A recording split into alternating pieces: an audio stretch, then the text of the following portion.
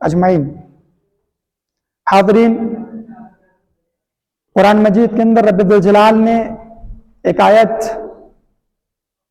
کے ذریعے مسلمانوں کو، ایمان لانے والوں کو یہ خطاب کیا اور ڈرایا کہ فَلْيَحْذَرِ الَّذِينَ يُخَالِفُونَ عَنْ أَمْرِهِ، کہ جو باتیں، جو عمل، جو طریقہ میرے محبوب جناب محمد رسول اللہ صلی اللہ علیہ وسلم کے ذریعے تم لوگوں تک پہنچا ہے، جو بھی عمل، جو بھی نیکی، جو بھی طریقہ، جو بھی عبادت، چاہے وہ دن کے اجالے میں میرے پیغمبر نے کیا ہو، چاہے رات کی تاریکی میں کیا ہو، یا اس کا حکم دیا ہو، اس کی مخالفت سے ڈر جاؤ۔ میرے محبوب کے طریقے، میرے محبوب کے عمل کے طرز اور عبادت اور حکم کی مخالفت سے ڈر جاؤ۔ ان تصیبہم فتنہ، اگر تم مخالفت کرنے سے باز نہیں آتے ہو، نبی علیہ السلام کی زندگی کو دیکھ کر اپنی زندگی نہیں گزارتے ہو، اور نبی علیہ السلام کے حکموں کی، معمولات کی، عمل کی، طریقوں کی مخالفت کرتے ہو، تو جان جاؤ تمہیں فتنہ پہنچ جائے گا، تمہیں فتنہ چھو لے گا، فتنہ تمہیں اپنا شکار بنا لے گا۔ اور یہ فتنہ کون سا فتنہ ہے؟ جو تمہیں ایمان سے نکال دے گا، اسلام سے نکال دے گا، جو کہ دنیا کی اور دنیا جہان کی سب سے بڑی دولت ہے۔ سونا چاندی، دنیا کی زمین و جائیداد، اگر پوری دنیا کسی انسان کے حصے میں اور ایمان نہ ہو تو وہ فقیر ہے، وہ قلاش ہے، وہ مفلس ہے قیامت کے دن۔ تو فتنہ او یصیبہم عذاب علیم، یا اسے دنیا کے اندر ہی اور آخرت کے اندر دردناک عذاب پہنچ جائے، اس بات سے اسے ڈر جانا چاہیے۔ اس کے بعد نبی علیہ السلام نے اسی بات کی تشریح کچھ اس الفاظ میں کی کہ بیان فرمایا کہ من احدث فی امرنا ھذا ما لیس منہ فہو رد، کہ جو چیزیں میں نے بتا دی ہیں اپنے صحابہ کو، اپنے ساتھیوں تک میں نے جو دین پہنچا دیا ہے، اب اس دین کے علاوہ کوئی اور چیز، نئی چیز کوئی اس دین کے اندر داخل کر دے جو اس دین کے اندر نہیں تھا، میں نے نہیں بتایا، میں نے اشارہ نہیں کیا، میرے ساتھیوں نے عمل نہیں کیا، تو وہ جان جائے کہ اس کا عمل میرے طریقے کے خلاف ہے، اس کا عمل میرے ساتھیوں کے خلاف ہے، اور اس کی زندگی کا یہ کارنامہ رب کے اتارے ہوئے دین کے خلاف ہے، تو وہ جان جائے ما لیس منہ فہو رد، کہ اس کا عمل مردود ہے، اس کا عمل رب کی نگاہ میں غیر مقبول ہے، مذموم ہے، مردود ہے، اور وہ شخص بھی مردود ہے۔ انہی دو، ایک حدیث اور ایک آیت کریمہ کی روشنی میں میں بتاتا چلوں کہ گزشتہ روز، کل کے دن، جو کچھ بھی مسلمانوں نے کیا اسلام سمجھ کر، نیکی سمجھ کر، دین سمجھ کر، یہ اس دین کا حصہ نہیں تھا جس دین کو رب الجلال نے قرآن کی شکل میں اور نبی علیہ السلام کی زندگی کی شکل میں مسلمانوں پر احسان کیا تھا، مسلمانوں پر نعمتیں اتار دی تھی قرآن اور حدیث کی شکل میں، اور نبی علیہ السلام کی زندگی میں جس چیز کو مکمل کر دیا تھا، اس دین کا، اس شریعت کا گزشتہ کل کیے ہوئے کارناموں سے، کل کے کیے ہوئے مناظر سے اور کل کی ہوئی کرتوتوں سے اس دین کا دور دور سے کوئی واسطہ اور کوئی رشتہ نہیں ہے۔ اگر اس کا رشتہ اس دین سے ہوتا جس دین کو رب نے اتارا تھا، تو قرآن کی کوئی نہ کوئی آیت ضرور پکار کر کہتی کہ ساری کائنات میں سب سے افضل میں نے اپنے پیغمبر محمد صلی اللہ علیہ وسلم کو بنایا ہے، تو لہذا جس دن اس دنیا پر ان کا ظہور ہوا، اس دنیا پر انہوں نے آنکھیں کھولی اور آمنہ کے پیٹ سے جنم لیا، اس دن کو چاہیے کہ مسلمان جشن کا دن منائے، خوشی کا دن منائے۔ یہ چیز ضرور قرآن کی ایک نہ ایک آیت ضرور کہتی، لیکن 114 سورتیں قرآن کی خاموش ہیں، الف سے لے کر یا تک، اور سورہ فاتحہ کے الحمدللہ رب العالمین سے لے کر قل اعوذ برب الناس کی آخری آیت تک، یہ تمام کی تمام آیتیں، یہ تمام کی تمام سورتیں کہیں پر بھی اور کسی قسم کا کوئی اشارہ نہیں کرتی ہیں کہ نبی علیہ الصلوۃ والسلام کی پیدائش کے اوپر کسی قسم کا حکم رب ذوالجلال نازل کیا اس قرآن کے اندر، ایسا نہیں ہے، اس دن کا حصہ نہیں تھا، اس قرآن کا حصہ نہیں تھا۔ اس کے بعد جب نبی علیہ الصلوۃ والسلام کو نبی بنایا گیا 40 سال کی عمر میں، حرا کے پہاڑی کے اندر جو غار میں جس میں نبی علیہ الصلوۃ والسلام عبادت کے لیے جایا کرتے تھے، اس وقت جب نبی کو نبی بنایا گیا علیہ الصلوۃ والسلام، جبرائیل علیہ السلام آسمان سے 5 آیتوں کو لے کر اترے، اقرا بسم ربک الذی خلق والی جو آیتیں ہیں سورہ علق کی 5 آیتیں۔ تو اگر جشن منانے کا کوئی تذکرہ ہوتا اس اسلام کے اندر نبی علیہ الصلوۃ والسلام کی ذات کو لے کر، تو جان جائیے اور اس کو غور سے سنیے کہ نبی علیہ الصلوۃ والسلام کی پیدائش کو لے کر نہ ہوتا، بلکہ نبی علیہ الصلوۃ والسلام کو جس دن نبی بنایا گیا اس دن کو لے کر جشن کا حکم آسمان سے اترتا، کیونکہ جب تک کہ محمد صلی اللہ علیہ وسلم محمد ابن عبداللہ تھے، عبداللہ کے بیٹے جب تک تھے، جب تک مکہ والے اور ساری دنیا ان کو عبداللہ کے بیٹے کی حیثیت سے جان رہی تھی، تب تک کہ ان کی کوئی اہمیت انسانوں کے نگاہ میں نہیں تھی، حتیٰ کہ مسلمانوں کا کوئی وجود بھی نہیں تھا۔ لیکن مکہ والوں نے کب انہیں محمد جانا اور کب ان سے دشمنی لی، کب ان کو مکہ سے نکالا، اور کیا وجہ بنی کہ ان کو مارنے اور قتل کرنے کی سازشیں رچی، جب ان کو محمد ابن عبداللہ سے محمد رسول اللہ بنایا گیا۔ محمد رسول اللہ جس دن بنایا گیا اسی دن سے اللہ تبارک و تعالیٰ کا جو سب سے بڑا احسان تھا، سلف صالحین نے کہا کہ میں رب ذوالجلال کے کون سے احسان کو اپنے اوپر سب سے بڑا جانوں۔ ایک یہ کہ رب ذوالجلال نے مجھے کفر سے نکال کر محمد رسول اللہ صلی اللہ علیہ وسلم کے ذریعے اسلام دیا، اس پر اس کو سب سے بڑی نعمت جانوں، یا مجھے مسلمانوں میں بدعات، شرکیات، خرافات کے ٹولوں سے نکال کر سیدھی راہ اور صحابہ کرام کا منہج، صحابہ کرام کے عمل والی زندگی دی، اس پر میں اللہ تبارک و تعالیٰ کا شکریہ ادا کروں، مجھے نہیں سمجھ میں آ رہا ہے۔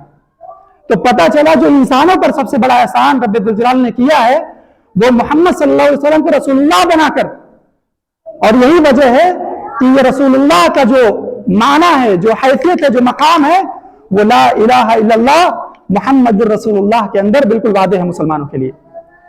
کوئی لا الہ الا اللہ محمد ابن عبداللہ کہہ کر اسلام کے اندر داخل نہیں ہو سکتا ہے کہ محمد اللہ کے بیٹے ہیں میں تسلیم کر محمد عبداللہ کے بیٹے ہیں میں تسلیم کر رہا ہوں، وہ اسلام کے دائرے کے اندر داخل نہیں ہو سکتا جب تک کہ محمد الرسول اللہ نہ کہے گا وہ۔ اور یہی اذان کے کلمات، یہی اقامت کے کلمات، یہی بچوں کو جو کلمات پڑھائے جاتے ہیں، یہ تمام چیزوں میں کیا چیز آیا ہے؟ محمد صلی اللہ علیہ وسلم کی حیثیت رسول اللہ کی وجہ سے ہے۔ اگر رسول اللہ کا لفظ اور رسول اللہ کے مقام پر رب ذوالجلال فائز نہ کرتا تو ان کی پیدائش سے اور 40 سال جو زندگی گزاری ہے رسول نبوت ملنے سے پہلے، اس کا کوئی معنی انسانوں کی نگاہ میں نہ ہوتا۔ تو پتہ یہ چلا کہ اگر کسی دن پر جشن منانا اس طریقے سے جو کل ہوا وہ پیدائش پر نہ ہوتا، عبداللہ کے بیٹے کی حیثیت سے نہ ہوتا، بلکہ اللہ کے پیغمبر کی حیثیت سے ہوتا، کہ اس دن اللہ کے اس بندے کو یعنی محمد صلی اللہ علیہ وسلم کو رسول اللہ کے مقام پر فائز کیا گیا۔ آپ کو بتاتا چلوں، نبی علیہ السلام نے کہا ان اللہ یرفع بہذا الکتاب اقواما ویضع بہ آخرین۔ یہ جو اقرا بسم ربک الذی خلق جو 5 آیتیں اتری ہیں سب سے پہلی غار حرا کے اندر نبی علیہ السلام کے اوپر جبرائیل علیہ السلام لے کر آئے ہیں آسمان سے، اسی آیتوں کے بارے میں اور جس کتاب کا یہ حصہ ہے یہ آیتیں، اس کتاب کے بارے میں نبی علیہ السلام نے کہا یہی وہ کتاب ہے کہ جس مہینے میں نازل ہوا اس مہینے کو رب ذوالجلال نے رمضان کو سارے مہینوں کا سردار بنا دیا، جس رات میں اترا اس رات کو 1000 مہینوں سے بہتر بتا دیا، لیلۃ القدر خیر من الف شہر، 1000 مہینوں سے وہ رات بہتر ہے جس رات میں یہ قرآن اور یہ آیتیں اتری ہیں، اور جس ذات پر اتری ہے یہ آیتیں اور یہ قرآن یہ کتاب यानी मोहम्मद रसूलुल्लाह सल्लल्लाहु अलैहि वसल्लम पर, उस जात को तमाम पैगंबरों में, तमाम रसूलों में अफजल बना दिया है। उससे बड़ा पैगंबर, उससे बड़ा नबी जिसके ऊपर ये कुरान, ये किताब उतरी है, उससे बड़ा पैगंबर कोई नहीं। ये सैयदुर रसूल है। और जो फरिश्ता इस किताब के लेकर उतरा है आसमान से, अर्श से, उसको रब्बुल जलाल ने सैयदुल मलाइका बना दिया है, सिर्फ इस किताब की वजह से, नबी अलैहिस्सलाम की पैदाइश से नहीं। लेकिन फिर भी इन तमाम के बावजूद अल्लाह तबारक व तआला ने यह नहीं कहा कि जिस रमजान में इस किताब को नाजिल किया, जिस रात को इस किताब के नाजिल होने की वजह से सबसे अफजल बना दिया गया, उस रात को तुम जश्न का दिन बना लो। शब कदर जो रमजान के आखिरी अशरे में आती है, क्या वो जश्न का दिन होता है? क्या वो जश्न की रात होती है? जो तमाम दिनों का सरदार है, तमाम रातों का जो सरदार है, जो रात लैलतुल कद्र, शब कदर, क्या वो जश्न का दिन है? कुरान और हदीस की रोशनी में नहीं। नबी सल्लल्लाहु अलैहि वसल्लम ने क्या कहा? जो उस रात को पा लेगा, गोया कि उसने दुनिया जहान की तमाम भलाइयों को पा लिया। और वो रात कैसे पाएगा? इबादत करते करते, सर को सजदे में रखते रखते, कुरान की तिलावत करते करते। अगर इस दीन के अंदर किसी दिन की अहमियत है, अगर इस दीन के अंदर किसी वक्त की अहमियत है, अगर इस इस्लाम के अंदर किसी शख्सियत की अहमियत है, तो उन तमाम चीजों की अहमियत पर रब्बुल जलाल ने कहा इबादत करके उजागर करो, इबादत करके उजागर करो। साल में 2 ईदें रब्बुल जलाल ने नसीब की है, ईद उल फित्र और ईद उल अज़हा। कहा इबादत से शुरू करो इस दिन को। क्या कहा? नमाज पढ़ के शुरू करो, बेहतरीन लिबास पहन के शुरू करो, नबी अलैहिस्सलाम की सुन्नतों को निगाहों के सामने रखकर अदा करो, इस दिन को गुजारो। ईद उल अज़हा कुर्बानी का जानवर खरीद के कुर्बान करके करो, नमाजें पढ़ के करो, ये सारी चीजें कहा। और जब लैलतुल कद्र की बात की, कहा इबादत करो, रात भर जागो, रात में इबादत के लिए जागो, जश्न मनाने के लिए नहीं। एक भी अमल नबी अलैहिस्सलाम की पूरी 63 साल जिंदगी में, एक भी अमल, हालांकि ये पूरा का पूरा दीन बहुत अहम था, लेकिन उसके बावजूद भी इसमें जिन जिन चीजों की अहमियत दी गई, सबको कहा, जिन चीजों की अहमियत दी गई, कहा तुम इसमें अल्लाह तबारक तआला की खूब खूब इबादत करो, खूब खूब इबादत करो, रो, गिड़गिड़ाओ, अपने गुनाहों की माफी मांगो, क्योंकि इसी से इस दिन की अहमियत को और इस दिन की अजमत को तुम पालोगे, वरना तुम्हारे संग कुछ नहीं आएगा। अगर नबी अलैहिस्सलाम की पैदाइश, पैदा होने का दिन अहम था मुसलमानों के लिए, तो उनको क्या करना चाहिए था? उस दिन को इबादत का दिन बनाते, और इबादत का दिन अपने से नहीं बनाते। नबी अलैहिस्सलाम ने कहा कि मैं सोमवार के दिन का रोजा इसलिए रखता हूं क्योंकि फीही उलिदतु व फीही उनज़िला अलैया, इस सोमवार के दिन मुझको नबी बनाया, मैं पैदा हुआ हूं, और इसी सोमवार के दिन मुझ पर आसमान से कुरान नाजिल हुआ है, व फीही उनज़िला अलैया। रोजा रखा है उस दिन को अदीम मानकर। कल के दिन क्या हुआ? कल के दिन क्या हुआ? कल के दिन की कौन सी सुन्नतें हैं नबी अलैहिस्सलाम की? क्या कहा है? 2 रकात नफिल, 2 रकात सुन्नत पढ़ के तुम अदा करो इस ईद मिलाद के नाम पर, उसके बाद कुर्बानी करो, उसके बाद फलां करो, उसके बाद लोगों से मिलो जुलो, ये सब कहा? नहीं कहा। जब नहीं है ये सारी चीजें, तो फिर मुसलमानों का ये अमल क्यों है जिससे इब्लीस और शैतान खुश होता है, अल्लाह तबारक तआला नहीं खुश होता? इन तमाम रास्तों से जहन्नम का रास्ता आसान होगा, जन्नत का नहीं। ये दीन के अंदर इजाफी चीज है, इसमें दीन के ऊपर स्टिकर लगा दिया गया है अलग से, जिस पर नबी अलैहिस्सलाम की कोई मोहर नहीं है। और मैं बताता चलूं, नबी अलैहिस्सलाम ने इन तमाम चीजों का बायकाट किया है।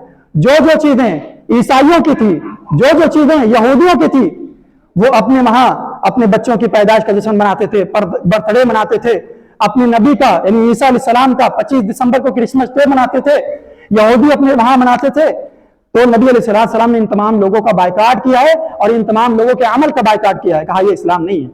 और इसी को बायकाट करते हुए नबी अलैहिस्सलाम के वहां 7 औलादें हुई हैं, और नबी अलैहिस्सलाम ने किसी के पैदाइश का जश्न न खुद मनाया, अपनी बच्चियों का मनाया, न अपने बच्चों का मनाया, न फातिमा जो कि जन्नती औरतों की सरदार हैं उनका मनाया, न हसन और हुसैन जो कि नवासे थे, नबी अलैहिस्सलाम की जिंदगी में पैदा हो चुके थे, उनकी भी पैदाइश का दिन नहीं मनाया। ये मुसलमानों का तर्ज अमल नहीं है, ये ईसाइयों का तर्ज अमल है कि वो अपने नबी का जश्न का दिन, अपने नबी की पैदाइश का जश्न का दिन मनाते हैं। जब नबी अलैहिस्सलाम मौजूद थे मक्का और मदीना के अंदर, उससे पहले ईसाई थे, और ईसाई मना रहे थे अपने पैगंबर کے پیدائش کا دن، اور نبی علیہ الصلوۃ والسلام نے ان کی مخالفت کا حکم دیا اور کیا کہا؟ دیکھو جیسے عیسیٰ کے ماننے والے عیسیٰ کی پیدائش کا دن مناتے ہیں، ان کے بارے میں غلو کرتے ہیں، میرے بارے میں غلو مت کرنا، میرے بارے میں غلو مت کرنا، میں انما عبد اللہ ورسولہ، میں اللہ کا بندہ ہوں اور اللہ کا رسول، بس اتنا ہی، انما انا عبد اللہ ورسولہ، میں اس کا بندہ ہوں، اللہ کا اور اللہ کا پیغمبر ہوں۔ من تشبہ بقوم فہو منہم، اگر کوئی پھر بھی نہیں مانے گا میرے منع کرنے کے باوجود بھی، عیسائیوں کا طریقہ چلے گا، یہودیوں کا طریقہ اختیار کرے گا، تو کیا اس کا معاملہ ہوگا؟ من تشبہ بقوم فہو منہم، جو جس قوم کی مشابہت اختیار کرے گا، جو جس کی طرح کرے گا، حشر کے میدان میں رب ذوالجلال اسی کے ساتھ اس کا معاملہ کر دے گا، اسی کے ساتھ اس کا معاملہ کر دے گا۔ آپ دیکھیے نبی صلی اللہ علیہ وسلم نے اپنی زندگی میں کسی کی پیدائش کا دن نہیں منایا، نہ اپنے بچوں کا، نہ اپنی ذات کا، اور اس کے بعد جن صحابہ کرام نے کم و بیش نبی صلی اللہ علیہ وسلم جب 23 سالہ جو زندگی تھی ان کی 23 سالہ دور میں نہ جانے کتنی جنگیں ہوئی ہیں، نہ جانے کتنے معارک ہوئے ہیں، نہ جانے کتنی زمینیں لہو لہان ہوئی ہے، 14,000 کم و بیش کتنے 14,000 صحابہ کرام نے اپنی جانوں کو قربان کیا ہے، اپنی جانوں کو قربان کیا ہے، اپنے گھر بار کو سب کچھ اللہ تبارک و تعالیٰ کے راستے میں دے دیا۔ سب سے زیادہ نبی سے محبت کرنے والے، سب سے زیادہ نبی پر جان نچھاور کرنے والے، سب سے زیادہ نبی کے نقش قدم پر چلنے والے، نبی علیہ الصلوۃ والسلام کی محبت میں سر تاپا ڈوبے رہنے والے وہ صحابہ کرام، ابو بکر، عمر، عثمان، علی، جتنے بھی صحابہ کرام ہیں، ان تمام لوگوں نے نبی علیہ الصلوۃ والسلام کی محبت میں جو کچھ ہو سکتا تھا، چھوٹا یا بڑا، سب کچھ ادا کیا، لیکن پوری زندگی اس بات سے خالی ہے کہ ان لوگوں نے نبی علیہ الصلوۃ والسلام کی پیدائش کے دن کو جشن کا دن بنایا ہو، میلوں ٹھیلوں کا دن بنایا ہو، جھنڈیاں منڈیاں لگائی ہو، مدینے کو جو ہے نغموں سے، نعتوں سے اور شرکیہ نعتوں سے بھر دیا ہو، کوئی پیش نہیں کر سکتا ہے، کوئی پیش نہیں کر سکتا ہے، چاہے وہ تاریخ کے واقعات سے اٹھا کر لا کے دکھا دے، چاہے حدیث کے حوالے سے لا کر دکھا دے۔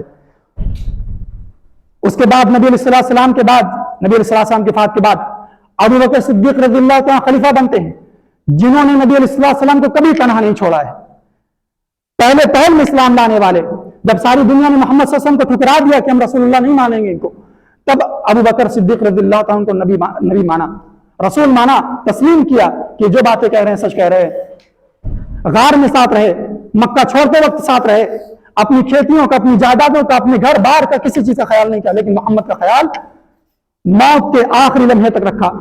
جب وہ خلیفہ بنائے جاتے ہیں، مسلمانوں کے بادشاہ بنائے جاتے ہیں، 2 سال تک بادشاہ رہتے ہیں، پوری اسلامی ریاست کے 2 سال تک بادشاہ رہتے ہیں ابو بکر صدیق رضی اللہ تعالیٰ عنہ، لیکن پورا 2 سال گزرتا ہے اور 2 بار 12 ربیع الاول کا دن آتا ہے، لیکن یہ دن ایسے ہی گزر جاتا ہے جیسے عام دن، یہ دن ایسے ہی گزر جاتا ہے جیسے عام دن گزر جاتا ہے۔ ابو بکر صدیق جو کہ اللہ تبارک و تعالیٰ نے سب سے بہتر ساتھی اگر محمد صلی اللہ علیہ وسلم کو کوئی دیا تھا تو وہ ابو بکر صدیق ہے، سب سے زیادہ وفادار اگر کوئی ساتھی اگر محمد صلی اللہ علیہ وسلم کو ملا تھا سارے انسانوں میں سے تو وہ ابو بکر صدیق ہے۔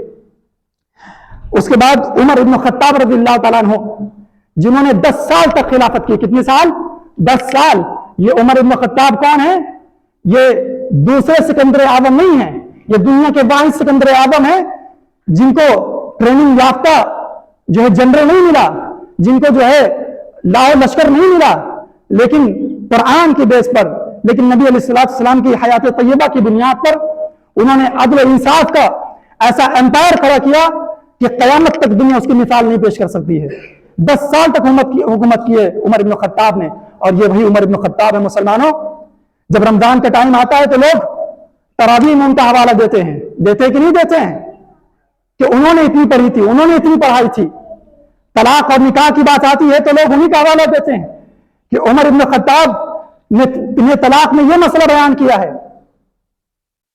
عید میلاد النبی پر، نبی علیہ السلام کی پیدائش کے دن پر اس عمر کا نام کہاں گیا؟ اس عمر کا حوالہ کہاں گیا؟ 10 سال کا دور گزرا ہے، کوئی بتائے شخص ایسا کہ عمر بن خطاب نے، جو کہ نبی علیہ السلام کے اتنے جانفار تھے کہ کسی کی پرواہ نہیں کرتے تھے، کسی کی پرواہ نہیں، نبی علیہ السلام کی عزت پہ آ جائے، نبی علیہ السلام کے نبی علیہ السلام پر اتارے ہوئے دین پر آ جائے، फौरन कहते थे, ऐ नबी मुझे इजाजत दीजिए, मैं इसकी गर्दन उड़ा दूं। इतने जाहो जलाल, दीन के मामले इतने बागरत, इतने बाहया। लेकिन 10 साल का अरसा गुजरता है और नहीं, ये दिन ऐसे ही गुजर जाता है जैसे आम दिन गुजर जा रहा है, ऐसे ही आम दिन की तरह गुजर जाता है। उसके बाद नंबर आता है तीसरे खलीफा उस्मान इब्न अफ़्फ़ान का। कौन से उस्मान इब्न अफ़्फ़ान? नबी अलैहिस्सलाम ने जिनके बारे में कहा, मैं उस आदमी से क्यों ना हया करूं, मैं उस आदमी से शर्म क्यों ना करूं जिस आदमी से फरिश्ते भी हया करते हों, जिस आदमी से फरिश्ते भी हया करते हों। और जिस आदमी को अपनी 2-2 बेटी हवाले कर दी, 2-2 बेटी दे दी, अपनी लख्त जिगर को दे दिया निकाह में। और जब दोनों बच्चियों का इंतकाल हो गया तो क्या कहा, अगर मेरी तीसरी भी बेटी होती तो मैं इसी उस्मान को देता। कितना बड़ा मकाम, कितना बड़ा मर्तबा और कितना वफादार शख्स होगा वो। और नबी अलैहिस्सलाम के मामले में कितना जो है वफादार होगा वो। उनकी जो है खिलाफत होती है, 13 साल खिलाफत होती है, 13 साल, 13 बार ये दिन आता है उनकी जिंदगी में, वो भी मालिक और हाकिम की हैसियत से। लेकिन मदीने के ऊपर से ये दिन ऐसे ही गुजर जाता है जैसे आम दिन। फिर अली, उनकी सबसे लख्ते जिगर के शौहर की और चचाजाद भाई की, अली इब्न अबी तालिब चचा के बेटे भी हैं, खुद दामाद हैं और खुद ऐसे नवासों के बाप हैं, जिन नवासों के बारे में नबी सल्लल्लाहु अलैहि वसल्लम ने कहा था, ये जो है जन्नती नौजवानों के सरदार हैं, ये मेरे नवासे। उनके वालिद का दौर खिलाफत 4 साल होता है अली इब्न अबी तालिब रज़ियल्लाहु ताला अन्हु, लेकिन ऐसे ही दिन गुजर जाता है जैसे कोई दिन ही नहीं है। और आज लोग और इनके अलावा जितने सहाबा किराम, और फिर जो लोग ये कहते हैं कि नहीं, लोगों ने तकसीम की बात नहीं, इस्लाम की तकसीम क्या की कि 4 मसलक हैं और चारों की इत्तिबा करना जरूरी है मुसलमानों को। लोगों ने तकसीम कर दी, रब ने तकसीम नहीं की थी। लोगों ने तकसीम कर दिया कि इमाम अबू हनीफा का मसलक है, एक इमाम शाफी का मसलक है, एक इमाम अहमद बिन हंबल का मसलक है और एक इमाम शाफी इमाम मालिक का मसलक है। ये 4 मसलक बना दिए गए, 4 तकसीम कर दी गई इस्लाम की। उन चारों अइम्मा की अपनी जिंदगी भी ये दिन, उनकी अपनी जिंदगी में भी ये दिन ऐसे गुजर जाता है जैसे कोई आम दिन है। इनको पता नहीं था कि ये पैदाइश के दिन, नबी अलैहि सलाम के जन्म दिन, ये भी कोई चीज है, ये भी कोई मोहब्बत के उधार में आता है, जो कि कुरान हदीस को सबसे ज्यादा जानने वाले थे।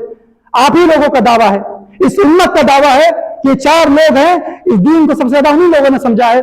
तो उन्हीं की जिंदगी में कोई ये चीज दिखा दे कि अबू हनीफा ने, शाफई ने, मालिक ने, अहमद बिन हंबल ने, जो 4 मसलक हैं, उसमें कोई उनके लोगों में, उनके इमामों में कोई उनकी जिंदगी में ये दिन दिखा दे। लेकिन फिर भी लोग कर रहे हैं। लोग क्यों कर रहे हैं? क्योंकि उनके मन में आता है, उनके जी में आता है, जो चीज उनको सही लगता है वो करते हैं। कोई दलील की जरूरत नहीं उनको, कोई हवालों की जरूरत नहीं, कुरान की जरूरत नहीं, हदीस की जरूरत नहीं। एक मिस्र के आलिम थे, मैंने उनको कहते हुए सुना, अरबी में कह रहे हैं, अगर खुद नबी अलैहिस्सलाम आकर आज हमें ये कहें कि तुम मेरे पैदाइश के दिन जश्न न मनाओ, तो हम फिर भी मनाएंगे। क्या कहते हैं? हम फिर भी मनाएंगे। और हमारे पड़ोसी मुल्क, जो बगल में मुल्क है, उसमें क्या एक शख्स आलिम कहता है अपने लोगों को मस्जिद में बैठकर, कहते हैं कि लोग पूछते हैं कहां दलील है, कहां हवाला है इस दिन जश्न मनाने का, तो कह दो। देखो जहन साजी कैसे की जाती है। कहते हैं कि कह दो हम नबी अलैहिस्सलाम के पैदा होने के दिन को बिना दलील के जश्न मनाते हैं, हमें दलीलों की जरूरत नहीं है। और फिर ये शेर व शायरी की जाती है। क्या शेर व शायरी की जाती है कि निसार तेरी चहल पहल पर हजार ईदो रबीउल अव्वल, ऐसे शेर है लोगों का बनाया हुआ। निसार तेरी चहल पहल पर हजार ईदो रबीउल अव्वल, सिवाय इब्लीस के जहां में सभी तो खुशियां मना रहे हैं। ये शेर का माना आपको शायद समझ में ना आया होगा। सिवाय इब्लीस के जहां में सभी तो खुशियां मना रहे हैं, पता ये चला इस शेर से, माना ये निकल रहा है कि नबी अलैहिस्सलाम के घर वालों ने, फातिमा ने, आयशा ने, सौदा ने, खदीजा ने, हफ्सा ने, अबू बकर ने, उस्मान ने, अली ने, अनस इब्न मालिक ने, अब्दुर्रहमान इब्न औफ ने, सईद इब्न जुबैर ने, 1,24,000 कमोबेश सहाबा किराम ने, اور پھر امام ابو حنیفہ، امام مالک، امام شافعی، جن مسلک کی رٹ لگائی جاتی ہے ان کے اماموں نے، اور پھر 400 سال تک جو کچھ نہیں ہوا وہ سارے کے سارے کیا تھے؟ ابلیس تھے، نعوذ باللہ، اور ابلیس کے چیلے تھے۔ یہ شعر کیا ہے؟ سوائے ابلیس کے جہاں میں سبھی تو خوشیاں منا رہے ہیں، کیا مانا ہے؟ اسلام چیز تھی یہ اسلام تھا۔ بلکہ آپ کو میں بتاؤں کہ جو نبی علیہ الصلوۃ والسلام نے کہا خیر الناس قرنی ثم الذین یلونہم ثم الذین یلونہم، سب سے بہتر زمانہ لوگوں میرا زمانہ ہے، میرے زمانے کے لوگ سب سے اچھے لوگ ہیں۔ غور سے سنیے گا اس حدیث کو، نبی علیہ الصلوۃ والسلام نے کہا سب سے بہتر لوگ میرے زمانے کے لوگ ہیں۔ میرے زمانے کے لوگ کون تھے؟ نبی صلی اللہ علیہ وسلم کے زمانے کے لوگ کون تھے؟ صحابہ کرام تھے، ابو بکر، عمر، عثمان، علی اور ان کے ساتھی۔ اس کے بعد کیا کہا؟ ثم الذین یلونہم، پھر اس کے بعد کے جو لوگ تھے، اس کے بعد کون لوگ تھے؟ تابعین تھے جو صحابہ کرام کے بعد آئے ہیں۔ ثم الذین یلونہم، پھر اس کے بعد کے لوگ ہیں، یعنی گویا کہ اس میں 300 سال بتایا گیا ہے۔ 300 سال نبی علیہ الصلوۃ والسلام نے بتایا کہ یکے بعد دیگرے یہی 300 سال جو ہے بہتر زمانے میں سب سے بہتر لوگ ہیں اسی زمانے کے۔ یہ 300 سال بلکہ 400 سال میں 400 سالہ دور میں اس چیز کا، اس دن کا کوئی تصور تھا ہی نہیں، کوئی تصور نہیں تھا۔ لوگ جانتے بھی نہیں تھے کہ یہ کوئی دن ہے، لوگ جانتے بھی نہیں تھے کوئی یہ دن ہے۔ تو پھر جو یہ شعر ہے کہ سوائے ابلیس کے جہاں میں سبھی تو خوشیاں منا رہے ہیں، تو گویا کہ جس کو نبی علیہ الصلوۃ والسلام نے جس دور کے لوگوں کو سب سے بہتر قرار دیا تھا اس دور کے لوگ ابلیس تھے، کیونکہ انہوں نے خوشیاں منائی ہی نہیں، ان کو پتہ ہی نہیں تھا کس پر بھی خوشی منانی چاہیے۔ ہاں لیکن وہ تو اس پر خوشی منا رہے تھے جس پر خوشی منانے کا رب نے حکم دیا تھا، اور خوشی منانے کا طریقہ بھی متعین کیا تھا کہ اس میں شب قدر کا دن اہم ہے، راتوں کو جاگ کر عبادت کرو۔ راتوں کو جا کر عبادت کیا۔ رمضان کا مہینہ اہم ہے، سارا مہینہ روزہ رکھا، اور قرآن کو سمجھ کر پڑھنا اہم ہے، انہوں نے قرآن کو سمجھ کر پڑھا۔ مسجد کو آباد کرنا اہم تھا، انہوں نے مسجدوں کو آباد کی۔ اس کے علاوہ چیزیں ان کو نہیں چاہیے تھی۔ نبی صلی اللہ علیہ وسلم نے کہا فمن رغب عن سنتی فلیس منی، اب میرا طریقہ، میری سنت جو نہیں چلے گا، اسے منہ موڑے گا، وہ مجھ سے نہیں ہے۔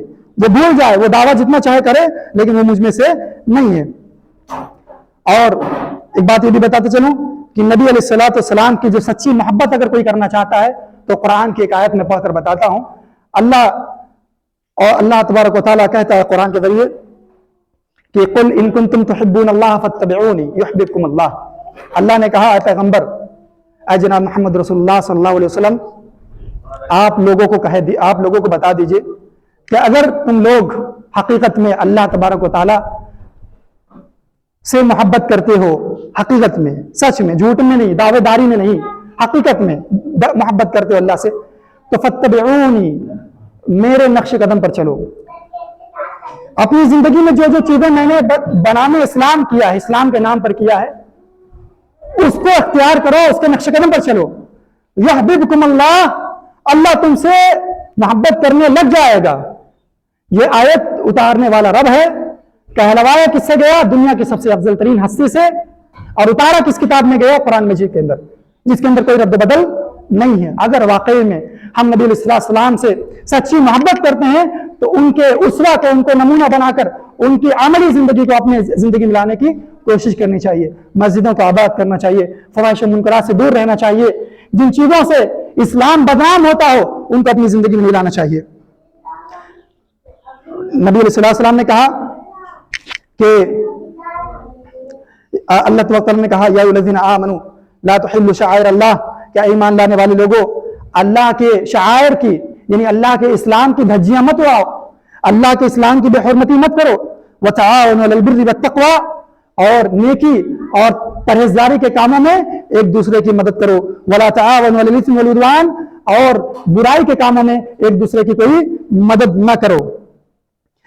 اللہ کے شعائر کی، اللہ کے اسلام کی دھجیاں مت اڑاؤ، بے حرمتی نہ کرو۔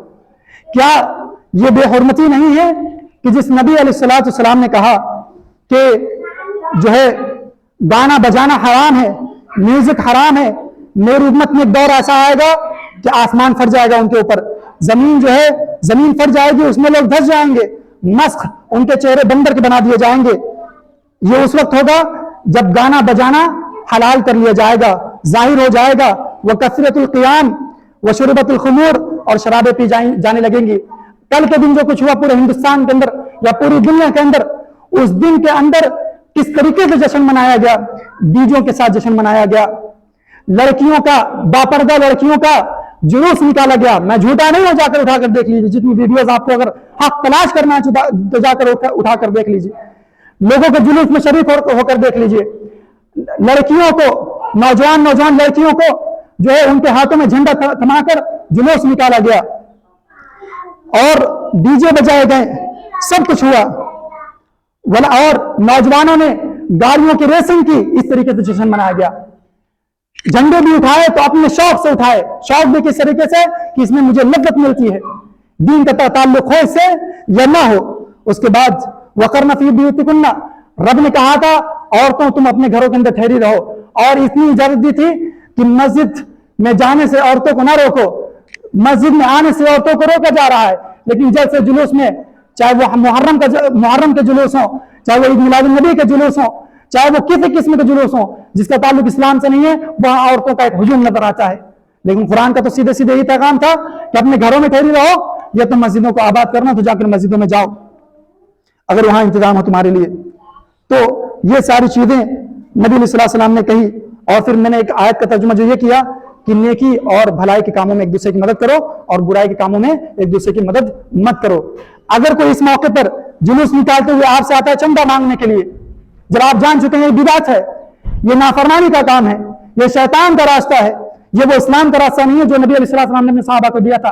تو اگر کوئی آتا ہے آپ سے تعاون مانگنے کے لیے, آپ کے دروازے پر پوسٹر لگانے کے لیے, آپ کی دیوار پر, آپ اپنی دیوار کے ذمہ دار ہیں, آپ اپنے جیب میں رکھے ہوئے پیسوں کے ذمہ دار ہو, مالک ہو, اگر اس کو غلط جگہ صرف کیا, آپ نے غلط جگہ دیا, 1000 میں سے 1000 نہ سکر 1 روپے دیا, آپ نے تعاون کیا برائی کے کاموں میں, نافرمانی کے کاموں میں اللہ کے, اور اس طریقے سے جلد سے جلوس کرنے والوں کے ہاتھ میں ہاتھ بڑھایا, تو جان جائیے یہ گناہ کے کام ہے. آپ بھی برابر کے ذمہ دار ہو. کل قیامت کے روز رب جلال پوچھ لے گا تو کوئی جواب نہیں بنے گا.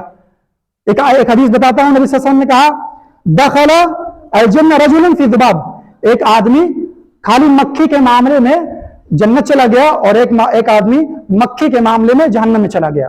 کس نے کہا؟ نبی علیہ الصلوۃ والسلام نے. تو لوگوں نے, صحابہ کرام نے سوال کیا, اے نبی صلی اللہ علیہ وسلم یہ تو معاملی چیز ہے, ایسا کیسے ہو گیا؟ تو نبی علیہ الصلوۃ والسلام نے کہا کہ یہ لوگ ایک جگہ جا رہے تھے, 2 لوگ جا رہے تھے, وہاں راستے میں ایک ایسی جگہ تھی کہ جہاں سے وہی آدمی گزر سکتا تھا جو وہاں پر رکھے ہوئے بتوں کے سامنے کچھ چڑھا دے. وہاں کے لوگوں کا یہ جبرن فیصلہ تھا کہ یہاں سے جس کو گزرنا ہوگا وہ یہاں کچھ چڑھا کر جائے گا اس بت پر. تو 2 آدمی گزر رہے تھے, لوگوں نے ہی کہا, تو ایک آدمی نے کہا میرے پاس کچھ چڑھانے کے لیے نہیں ہے, کوئی چیز نہیں میرے پاس چڑھانے کے لیے. تو لوگوں نے کہا ٹھیک ہے ایک مکھی مار کے چڑھا دو, ایک مکھی مار دو, چڑھا دو, جاؤ راستہ صاف ہے, تمہاری زندگی چھوڑ دیں گے. تو اس نے ایسے ہی کیا, مکھی مارا, چڑھا دیا, لوگوں نے اس کی زندگی بخش دی, چلا گیا. اور ایک آدمی جو دوسرا تھا اس کو بھی ان لوگوں نے یہی بات کہی. جب اس کو یہ بات پیش کی گئی تو اس آدمی نے کہا ایسا نہیں ہو سکتا, سر کٹا سکتا ہوں لیکن اللہ کے علاوہ کسی اور کے سامنے کوئی بھی ہو. تم مکھی کہہ رہے ہو, میں ایک ذرہ جو دھوپ کی روشنی میں جو ذرہ دکھتا ہے, ایک معمولی ذرہ, اس ذرے کو اس کے سامنے پیش نہیں کر سکتا ہوں. لوگوں نے اس کو مار دیا. نبی علیہ الصلوۃ والسلام نے اس کی تشریح کی, جس نے مکھی پیش کر کے اپنی زندگی بچا لی, دخل النار, وہی آدمی جہنم چلا گیا, آگ کا ایندھن بن گیا. اور جس آدمی نے اپنی جان گنوانا پسند کیا, اپنی جان قربان کرنا پسند کیا, اپنا آگے پیچھے کچھ نہیں دیکھا اور شرک کرنا گوارا نہیں کیا, مکھی نہیں پیش کی اور مر گیا, ان لوگوں نے مار دیا, دخل جنہ, وہی آدمی جنت میں داخل ہوا. ہم چیزوں کو معمولی نہ سمجھیں, چیزوں کو معمولی نہ سمجھیں. آپ کا 1 روپے بھی اور آپ کا 8 آنا بھی اگر وہ غلط ارادے سے ہے, غلط جگہ ہے, تو کل قیامت کے دن پیر آگے نہیں کھسک سکے گا, پیر آگے بڑھ نہیں